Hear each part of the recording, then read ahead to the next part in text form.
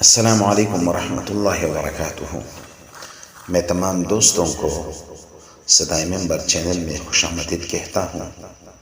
جن دوستوں نے میرا چینل کو سبسکرائب نہیں کیا، لائک نہیں کیا، شیئر نہیں کیا، تو برائے مہربانی میرے چینل کو لائک کرے، سبسکرائب کرے اور آگے اپنے دوستوں کے ساتھ شیئر کرے۔ ایک مختصر سا واقعہ ہے، تھوڑا سا واقعہ ہے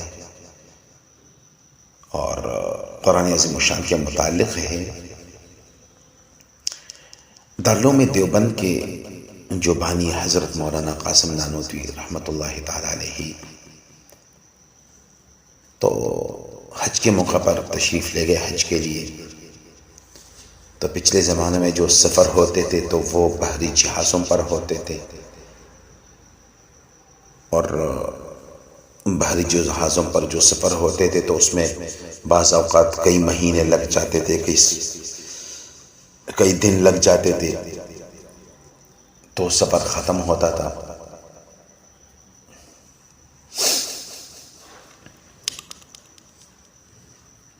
اور لوگ رمضان المبارک سے پہلے وہ سفر شروع کرتے تھے کہ حج کے لیے موقع پر پہنچ جائے۔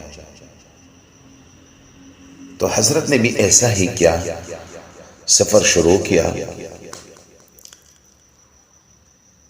اور درمیان میں رمضان کا مہینہ آ گیا، اور اس کے ساتھ جو بندے تھے، جو گروپ تھا، کسی گروپ میں بھی حافظ قرآن نہیں تھا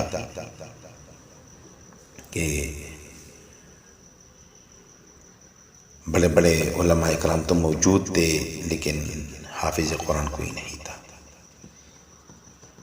کہ انہیں تراویح میں قرآن مجید سناتے۔ تو مولانا نے فرمایا کہ یہ تو اچھی بات نہیں ہے، نہ مجھے اچھا لگتا ہے یہ بات کہ علماء کرام کی اتنی بڑی جماعت ہو اور وہ آخری صورتوں سے وہ تراویح پڑھے۔